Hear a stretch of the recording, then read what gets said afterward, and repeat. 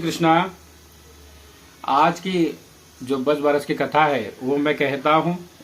एक साहूकार था जिसके 7 बेटे थे। साहूकार ने एक तालाब बनवाया, लेकिन 12 वर्षों तक भी वह तालाब नहीं भरा।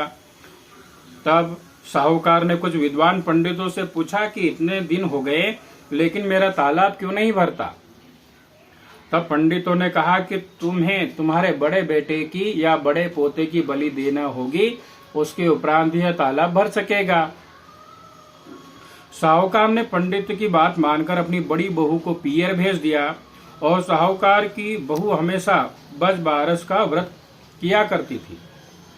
बड़ी बहू के पियर जाने के बाद साहूकार ने बड़े पोते को बलि चढ़ा दी। तब घनघोर मेघ बरसने लगे और तालाब भर गया। जब साहूकार तालाब की पूजा करने जाने लगे तो लोग भी उसके साथ में तालाब की पूजा करने लगे। जाते समय साहूकार ने अपनी दासी से कहा कि गेवला धनुला मतलब कि चने मोट बना लेना। साहूकार की गाय के बच्चे का नाम भी गेवला धनुला था। तब उस दासी ने समझा कि गाय के बच्चे को भी गेवला धनुला समझकर पका दिया। साहूकार व साहूकारनी गाजे बाजे के साथ अपने बेटे और बहू के साथ तालाब को पूजने लगे।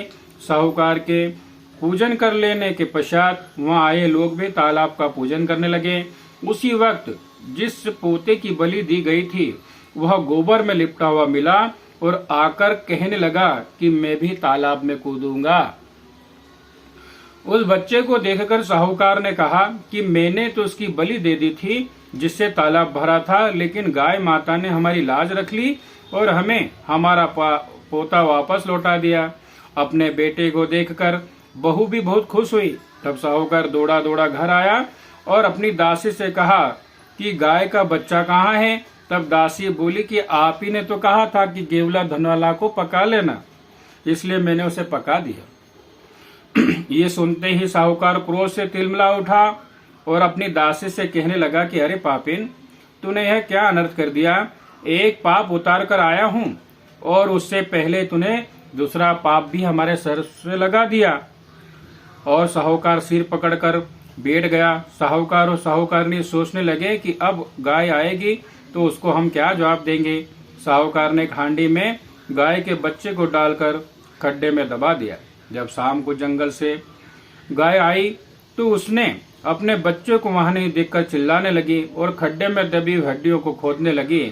जब गाय ने हांडी को खोदकर निकाल लिया तो उसमें से गाय का बछड़ा निकल आया। जब साहूकार को पता चला तो वह भी बछड़े को देखने के लिए गया। तब उसने देखा कि बछड़ा तो गाय का दूध पीने में व्यस्त था। तब साहूकार ने पूरे गांव में ढिंडोरा पिटवा दिया कि सभी गांव की स्त्रियां बस बारस का व्रत किया करें। हे बस बारस माता, जैसे साहूकार की बहू को दिया वैसे ही हम सबको भी, बस बारस की कहानी सुनने वाले को भी, बस बारस की कहानी कहने वाले को भी, सभी को अपना आशीर्वाद प्रदान करना। जय श्री कृष्णा।